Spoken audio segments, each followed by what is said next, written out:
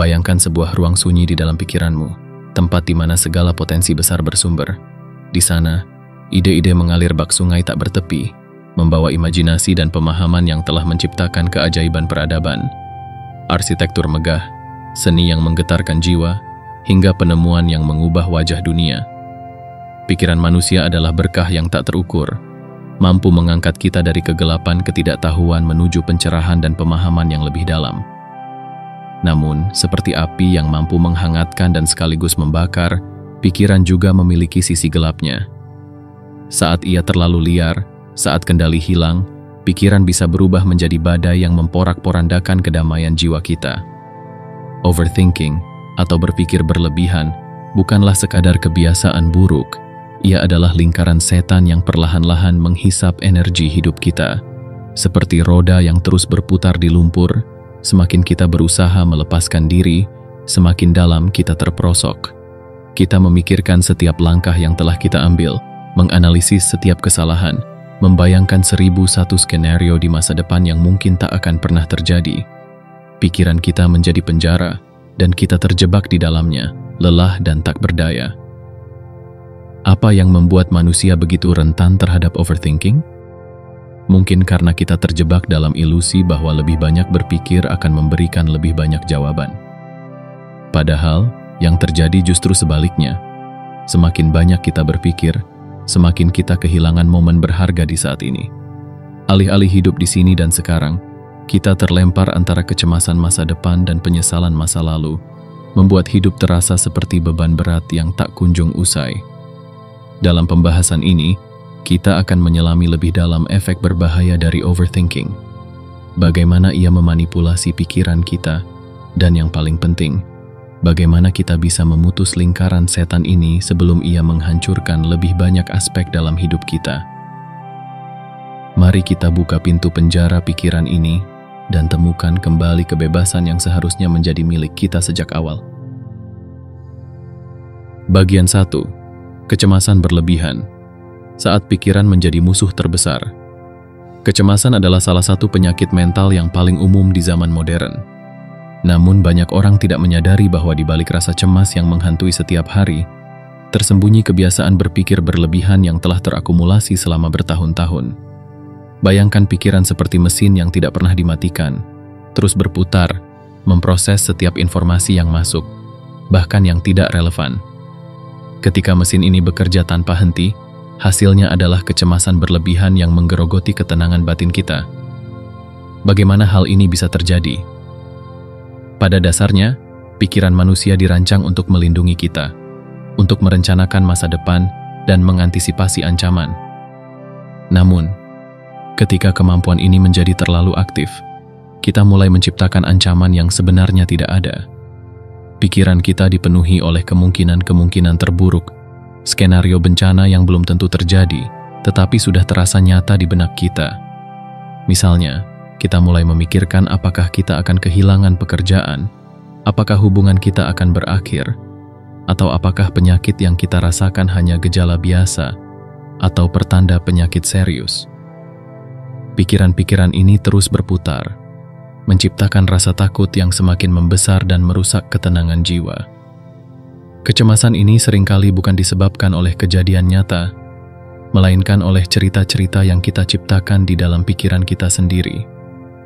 Seseorang yang mengalami overthinking biasanya akan memutar ulang skenario yang sama berkali-kali, menganalisis setiap detail, seolah-olah mencoba menemukan jawaban atau jalan keluar yang tepat. Ironisnya, semakin banyak kita berpikir, semakin sedikit jawaban yang kita dapatkan. Kecemasan kita justru bertambah, karena pikiran yang terus-menerus menganalisis malah memperkuat rasa takut itu sendiri. Kecemasan juga memiliki efek fisik yang nyata pada tubuh kita. Detak jantung meningkat, napas menjadi pendek, otot-otot menegang, dan tubuh merespons seolah-olah kita sedang menghadapi bahaya nyata. Respons ini dikenal sebagai fight or flight response, yaitu respons tubuh terhadap ancaman. Masalahnya, ketika ancaman itu hanya ada dalam pikiran kita, tubuh tetap bereaksi seakan-akan kita berada dalam situasi bahaya. Hasilnya adalah ketegangan kronis yang menguras energi dan menurunkan kualitas hidup kita. Kecemasan yang tidak terkendali dapat merusak kesehatan mental dan fisik kita. Banyak orang yang menderita kecemasan kronis akhirnya merasa lelah, sulit berkonsentrasi, mudah marah, dan merasa putus asa. Mereka mungkin mencoba berbagai cara untuk menghilangkan kecemasan ini, seperti menghindari situasi yang memicu rasa cemas. Tetapi langkah ini seringkali hanya memperparah masalah. Menghindari rasa takut bukanlah solusi, karena dengan demikian kita hanya memberikan lebih banyak kekuatan pada pikiran kita untuk menciptakan lebih banyak kecemasan. Namun, ada cara untuk melepaskan diri dari jerat kecemasan ini. Salah satunya adalah dengan mulai mengenali pola pikir kita sendiri. Ketika kita merasa cemas, cobalah berhenti sejenak dan bertanya pada diri sendiri, apa yang sebenarnya saya pikirkan? Apakah ini benar-benar akan terjadi? Atau hanya skenario yang saya ciptakan di kepala saya? Dengan cara ini, kita mulai memisahkan diri dari pikiran-pikiran yang tidak perlu dan kembali fokus pada apa yang ada di depan kita. Meditasi dan mindfulness adalah dua teknik yang sangat efektif dalam menghadapi kecemasan. Meditasi mengajarkan kita untuk duduk dalam ketenangan, mengamati pikiran yang datang dan pergi tanpa terjebak di dalamnya. Ini seperti berdiri di tepi sungai, hanya mengamati arus air yang mengalir tanpa melompat ke dalamnya. Sementara itu, mindfulness membantu kita tetap hadir di saat ini, tidak terjebak dalam kekhawatiran tentang masa depan atau penyesalan atas masa lalu. Ketika kita mampu hidup sepenuhnya di saat ini, kecemasan kehilangan kekuatannya. Selain meditasi dan mindfulness, olahraga juga dapat menjadi solusi yang efektif. Ketika tubuh bergerak, endorfin yang dilepaskan dapat membantu menenangkan pikiran yang gelisah. Olahraga juga memberikan kesempatan bagi kita untuk mengalihkan fokus dari pikiran yang berlebihan dan terhubung kembali dengan tubuh kita. Pola makan sehat dan tidur yang cukup juga berperan penting dalam menjaga keseimbangan pikiran dan tubuh, sehingga kecemasan dapat dikelola dengan lebih baik. Kecemasan adalah sinyal bahwa pikiran kita sedang bekerja terlalu keras. Daripada mengabaikannya atau melawannya, lebih baik kita belajar mengenali sinyal ini sebagai tanda untuk berhenti sejenak, mengambil napas dalam, dan menenangkan diri. Ingatlah, pikiran adalah alat yang seharusnya kita kendalikan, bukan sebaliknya. Ketika kita bisa mengembalikan kendali atas pikiran kita pun bisa menemukan kembali ketenangan yang selama ini terasa hilang. Bagian ini mengajarkan kita bahwa overthinking adalah akar dari banyak kecemasan yang kita rasakan. Dengan menyadari dan mengatasi pola pikir yang tidak sehat ini, kita dapat membebaskan diri dari rantai kecemasan dan mulai menikmati hidup dengan lebih tenang dan penuh kesadaran. Bagian 2. Depresi, penjara pikiran di masa lalu. Jika kecemasan adalah hantu yang menghantui pikiran tentang masa depan, maka depresi adalah bayangan gelap yang menarik kita kembali ke masa lalu. Pikiran yang berlebihan tentang hal-hal yang telah terjadi, berlarut-larut memikirkan kesalahan dan kegagalan, dapat menjebak kita dalam siklus tanpa akhir yang menenggelamkan jiwa ke dalam kesedihan mendalam. Depresi seringkali menjadi akibat dari berpikir berlebihan, terutama ketika kita terus-menerus memutar ulang kejadian masa lalu dalam pikiran kita, seolah berharap menemukan jawaban atau penebusan atas apa yang telah terjadi. Pernahkah Anda merasa tenggelam dalam pikiran tentang masa lalu? Memikirkan hal-hal yang seharusnya Anda lakukan dengan berbeda? Banyak orang membawa beban masa lalu yang berat, seperti rantai yang tak terlihat namun kuat, mengikat mereka pada momen-momen yang tidak bisa diubah. Ini adalah jebakan berpikir, bagaimana jika saya memilih jalan yang berbeda? Bagaimana jika saya berkata lain? Bagaimana jika saya tidak membuat kesalahan itu? Pikiran-pikiran ini terasa nyata, tetapi pada akhirnya mereka hanyalah ilusi, sebab apapun yang terjadi di masa lalu tidak bisa diulang kembali. Namun, pikiran kita terus mencari jawaban, terus mencoba mengubah sesuatu yang sudah tidak mungkin diubah. Depresi yang berasal dari overthinking seringkali diperparah oleh penyesalan dan rasa bersalah. Pikiran kita menuntut kesempurnaan. Ia tidak bisa menerima bahwa manusia adalah makhluk yang tidak sempurna, yang tak terhindarkan dari membuat kesalahan. dalam keheningan malam, ketika kita sendirian dengan pikiran kita, suara-suara kecil dalam kepala mulai berbisik, mengingatkan kita pada setiap kegagalan, setiap kekecewaan, dan setiap luka yang belum sembuh. Ini adalah bentuk penyiksaan diri yang halus, namun sangat menyakitkan. Depresi bukan hanya tentang merasa sedih. Ia adalah ketiadaan harapan, kegelapan yang menutupi segala hal yang mungkin memberi kita kebahagiaan. Ketika kita terjebak dalam depresi akibat overthinking, dunia terasa abu-abu, hambar, seakan kehilangan warna dan makna. Kita mulai kehilangan minat pada hal-hal yang dulu kita cintai, merasa tak ada lagi yang patut diperjuangkan, dan terjebak dalam lubang hitam yang semakin dalam. Namun, penting untuk diingat bahwa, meski terasa sangat nyata, depresi adalah hasil dari pikiran kita sendiri yang terperangkap dalam pola berputar-putar.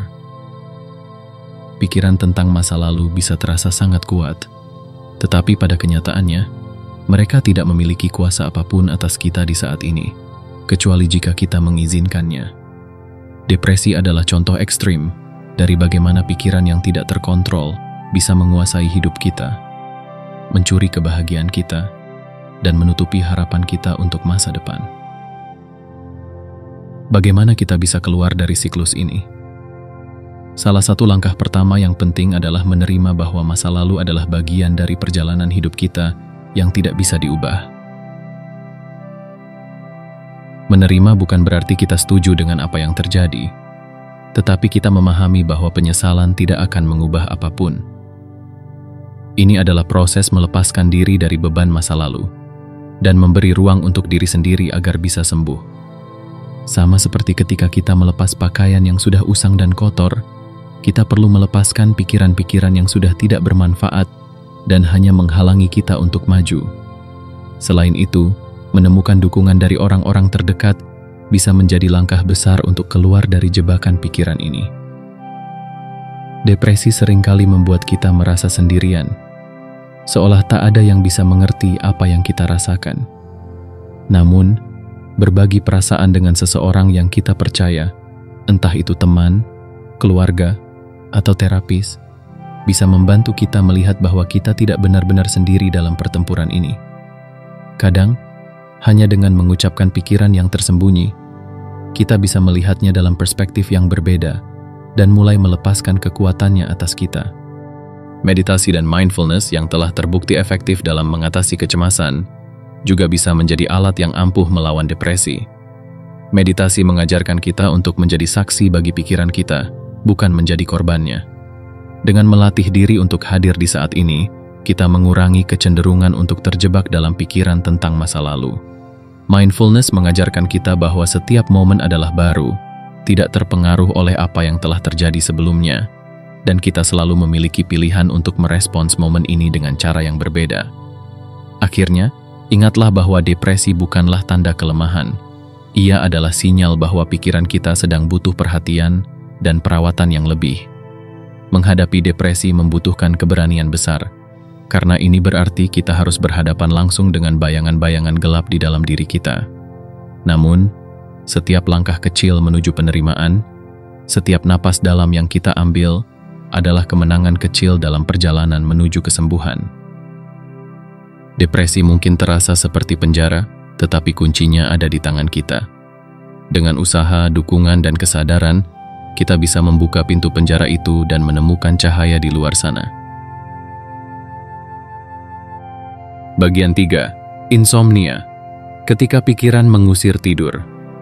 Insomnia adalah salah satu efek samping paling umum dari overthinking.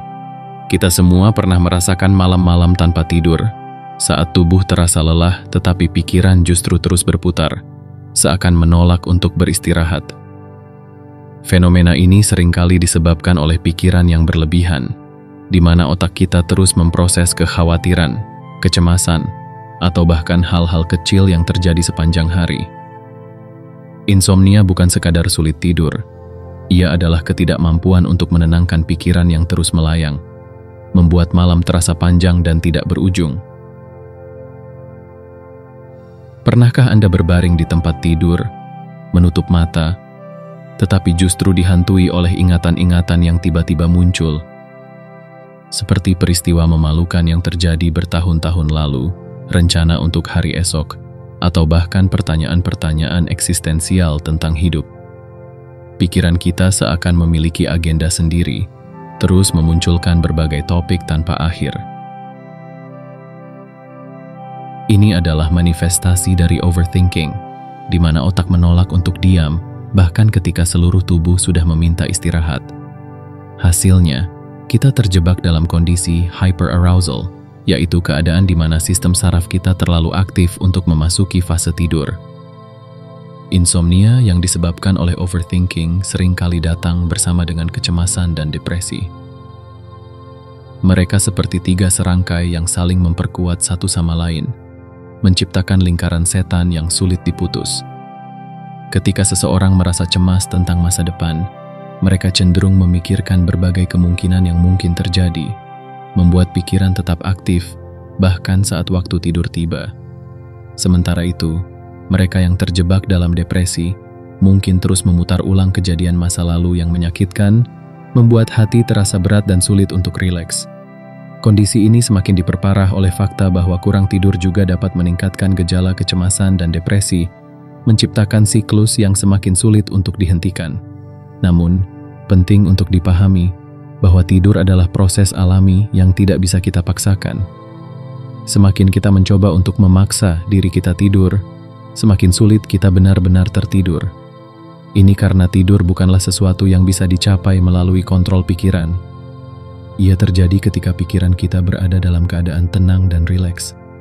Ketika kita merasa frustasi karena tidak bisa tidur, frustrasi ini justru menjadi penghalang terbesar bagi tubuh kita untuk beristirahat. Bagaimana cara mengatasi insomnia akibat overthinking ini? Salah satu solusi yang efektif adalah membangun rutinitas tidur yang sehat. Rutinitas tidur menciptakan ritual yang mengirimkan sinyal pada otak bahwa waktunya untuk beristirahat sudah tiba. Misalnya, mulai dengan mematikan semua perangkat elektronik 1 jam sebelum tidur. Cahaya biru dari layar ponsel dan komputer dapat mengganggu produksi melatonin, hormon yang mengatur siklus tidur kita. Alih-alih bermain ponsel, cobalah membaca buku atau mendengarkan musik yang menenangkan. Kegiatan ini membantu mengalihkan perhatian pikiran dari kekhawatiran dan mempersiapkan otak untuk beristirahat. Latihan pernapasan juga bisa sangat membantu. Teknik pernapasan seperti 4-7-8, di mana kita menarik napas selama 4 detik, menahan napas selama 7 detik, lalu menghembuskan napas selama 8 detik, dapat membantu menenangkan sistem saraf. Ketika fokus kita beralih ke napas, pikiran-pikiran yang mengganggu cenderung memudar, dan tubuh mulai memasuki mode relaksasi. Selain itu, journaling atau menulis jurnal sebelum tidur bisa menjadi cara yang efektif untuk melepaskan pikiran yang berlebihan. Sebelum tidur, ambillah waktu 5-10 menit untuk menuliskan semua yang ada di pikiran Anda. Apakah itu kekhawatiran, rencana untuk hari esok, atau perasaan yang mengganggu? Dengan menuliskannya, Anda memberikan ruang bagi pikiran-pikiran tersebut untuk keluar dari kepala Anda, sehingga tidak lagi mengganggu saat Anda mencoba tidur. Anggap saja ini sebagai ritual pelepasan, di mana Anda membiarkan semua beban pikiran terletak di atas kertas, bukan di dalam pikiran Anda. Meditasi juga menjadi solusi yang sangat dianjurkan. Teknik meditasi mindfulness, di mana kita hanya fokus pada momen saat ini, dapat membantu kita menyadari pikiran-pikiran yang mengganggu, tanpa harus terjebak di dalamnya. Dalam meditasi, kita diajarkan untuk mengamati pikiran seperti awan yang berlalu di langit, tidak melekat pada salah satunya. Dengan cara ini, kita membiarkan pikiran-pikiran itu datang dan pergi, tanpa harus melibatkan emosi kita. Penting juga untuk menciptakan lingkungan tidur yang nyaman. Pastikan kamar tidur Anda gelap, sejuk, dan bebas dari gangguan. Tempat tidur seharusnya hanya digunakan untuk tidur dan aktivitas relaksasi, bukan untuk bekerja atau menonton televisi. Dengan cara ini, otak kita akan mengasosiasikan tempat tidur dengan waktu untuk beristirahat. bukan untuk berpikir atau beraktivitas. Ingatlah bahwa insomnia bukanlah tanda kelemahan atau kegagalan. Ini hanyalah sinyal bahwa pikiran kita sedang terlalu aktif dan membutuhkan bantuan untuk tenang. Dengan strategi yang tepat dan konsistensi, kita bisa melatih otak kita kembali pada pola tidur yang sehat dan memberikan diri kita istirahat yang layak. Tidur bukan hanya tentang beristirahat, ia adalah kunci untuk kesehatan mental dan fisik yang baik. Dan setiap langkah kecil yang kita ambil menuju tidur yang lebih baik adalah investasi dalam kesejahteraan kita sendiri. Bagian 4. Paralisis mental. Ketika terlalu banyak berpikir menghalangi tindakan. Bayangkan Anda berdiri di depan sebuah persimpangan jalan dengan banyak sekali pilihan. Setiap jalan tampak menarik namun penuh dengan berbagai kemungkinan baik dan buruk. Anda memikirkan setiap kemungkinan dengan sangat mendetail, menganalisis keuntungan dan kerugian dari setiap keputusan. Namun, alih-alih membuat keputusan yang tegas, Anda justru terjebak dalam keraguan dan ketakutan. Inilah yang disebut dengan paralisis mental, kondisi di mana overthinking menghalangi kita untuk mengambil tindakan. Paralisis mental adalah efek berbahaya dari berpikir berlebihan. Ketika kita terlalu banyak berpikir, kita menjadi terlalu kritis terhadap diri sendiri dan terlalu berhati-hati dalam mengambil langkah. Kita takut membuat kesalahan, takut gagal, dan bahkan takut untuk sukses karena khawatir akan tanggung jawab yang datang bersamanya. Alih-alih maju, kita tetap diam di tempat, terjebak dalam lingkaran pikiran yang tak berujung. Pikiran kita menjadi penjara yang membatasi kita dari bertindak dan mengejar impian kita. Fenomena ini seringkali terjadi ketika kita dihadapkan pada pilihan besar dalam hidup, seperti memulai bisnis baru, berganti karir, memulai proyek kreatif, atau bahkan saat ingin mendekati seseorang yang kita sukai. Kita memikirkan setiap kemungkinan hasil yang mungkin terjadi, membayangkan setiap kegagalan dan penolakan, hingga akhirnya kita merasa kewalahan dan memilih untuk tidak melakukan apapun. Dalam benak kita, lebih baik tidak mengambil risiko daripada menghadapi kemungkinan kegagalan. Namun, kenyataannya, tidak mengambil tindakan adalah keputusan terbesar yang bisa merugikan kita. Dengan tidak bertindak, kita sebenarnya memberikan diri kita sendiri sebuah kegagalan yang pasti. Kita kehilangan kesempatan untuk tumbuh, belajar, dan meraih sesuatu yang berharga.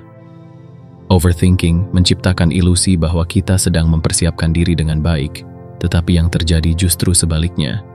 Kita hanya membuang waktu dan energi, dan kesempatan itu berlalu begitu saja. Lalu, bagaimana cara keluar dari jebakan paralisis mental ini? Kunci utamanya adalah dengan mulai mengambil tindakan kecil dan mengatasi ketakutan kita terhadap ketidaksempurnaan. Seringkali, kita terjebak dalam pikiran bahwa segala sesuatu harus sempurna sebelum kita memulainya. Namun, kesempurnaan adalah ilusi yang hanya ada di dalam pikiran kita. Kenyataannya, tidak ada keputusan yang sepenuhnya sempurna. Bahkan jika kita gagal, itu adalah bagian dari proses belajar yang pada akhirnya akan membawa kita menuju kesuksesan yang lebih besar. Salah satu teknik yang efektif untuk mengatasi paralisis mental adalah dengan menggunakan prinsip action over analysis, yaitu lebih mengutamakan tindakan daripada terlalu banyak menganalisis. Alih-alih memikirkan semua hal yang bisa salah, fokuslah pada langkah pertama yang bisa Anda ambil.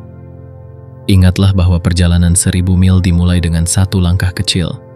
Anda tidak perlu melihat keseluruhan perjalanan, cukup fokus pada satu langkah yang ada di depan Anda. Dengan memulai dari langkah kecil, Anda mengirimkan sinyal pada otak bahwa Anda mampu mengatasi ketakutan Anda dan siap untuk bergerak maju.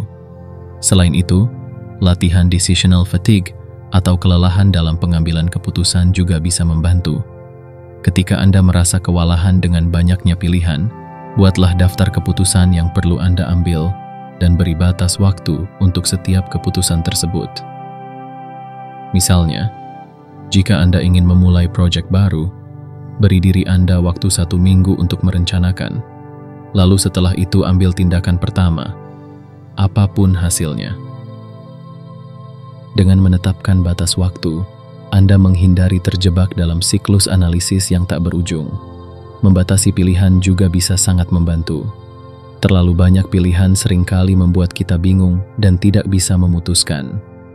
Dalam beberapa kasus, memilih antara 2 atau 3 opsi saja bisa jauh lebih efektif daripada memiliki 10 pilihan yang berbeda. Ketika pilihan kita terbatas, kita cenderung lebih cepat membuat keputusan dan merasa lebih puas dengan hasilnya. Mindset yang positif juga penting dalam mengatasi paralisis mental. Gantilah pikiran negatif seperti, bagaimana jika saya gagal, dengan pikiran yang lebih mendukung seperti, bagaimana jika ini berhasil. Fokuslah pada potensi keberhasilan, bukan kegagalan. Ingatlah bahwa setiap langkah kecil yang Anda ambil, setiap tindakan adalah langkah maju menuju impian Anda, bukan langkah mundur. Akhirnya, jangan lupa bahwa dukungan dari orang lain dapat menjadi kunci dalam mengatasi paralisis mental. Berbagi rencana dan kekhawatiran Anda dengan teman atau mentor dapat memberikan perspektif baru yang mungkin belum Anda pikirkan. Terkadang, hanya dengan berbicara dengan seseorang yang mendukung kita, rasa takut kita bisa mereda, dan kita merasa lebih yakin untuk melangkah maju. Ingatlah bahwa pikiran kita adalah alat yang kuat, tetapi ia tidak seharusnya menjadi penguasa hidup kita. Ketika kita mampu mengendalikan pikiran kita dan tidak membiarkan overthinking mengambil alih, kita membuka pintu menuju kebebasan dan potensi tak terbatas. Paralisis mental hanyalah bayangan ilusi yang memblokir jalan kita. Begitu kita mengambil langkah pertama, kita akan melihat bahwa bayangan itu memudar, dan jalan menuju impian kita terbentang lebih jelas dari sebelumnya. Dengan ini, kita telah menyelesaikan 4 efek berbahaya dari overthinking, mulai dari kecemasan yang menghantui, depresi yang menarik kita ke dalam kegelapan, insomnia yang mencuri tidur kita, hingga paralisis mental yang menghambat tindakan. Semoga dengan memahami efek-efek ini, kita bisa mulai mengendalikan pikiran kita, bukan sebaliknya. Pikiran kita adalah anugerah luar biasa yang dapat membawa kita meraih puncak-puncak tertinggi dalam kehidupan. Dari pikiranlah lahir kreativitas, inovasi, dan impian besar yang mengubah dunia. Namun, seperti pedang bermata dua, pikiran yang terlalu liar dan tidak terkontrol bisa menjadi beban yang sangat berat. Overthinking adalah salah satu manifestasi dari pikiran yang kehilangan arah, menjebak kita dalam siklus kecemasan, depresi, insomnia, dan paralisis mental. Ia membuat kita terjebak dalam labirin yang diciptakan oleh otak kita sendiri, hingga kita merasa tersesat tanpa jalan keluar. Tetapi ada kabar baik. Kita tidak perlu terus-menerus terperangkap dalam jerat overthinking. Kunci untuk membebaskan diri adalah dengan mengenali pola pikir yang tidak sehat, menerima bahwa tidak semua hal dapat kita kontrol, dan fokus pada tindakan-tindakan kecil yang membawa kita maju. Melalui latihan mindfulness, meditasi, olahraga, serta dukungan dari orang-orang terdekat, kita bisa melatih pikiran kita untuk kembali menjadi alat yang berguna, bukan penguasa yang tiran.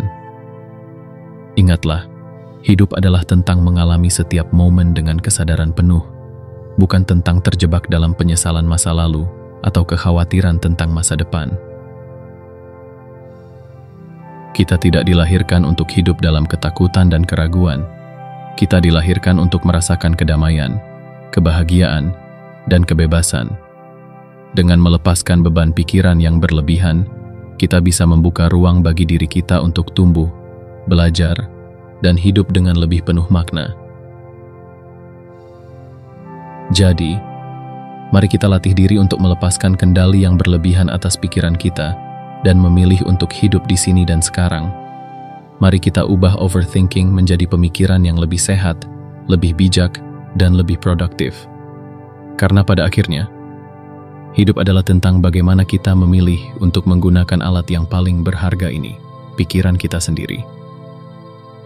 Terima kasih telah menyimak pembahasan ini. Semoga Anda menemukan kedamaian dalam pikiran dan menjalani hidup dengan lebih ringan, lebih bebas, dan lebih bahagia.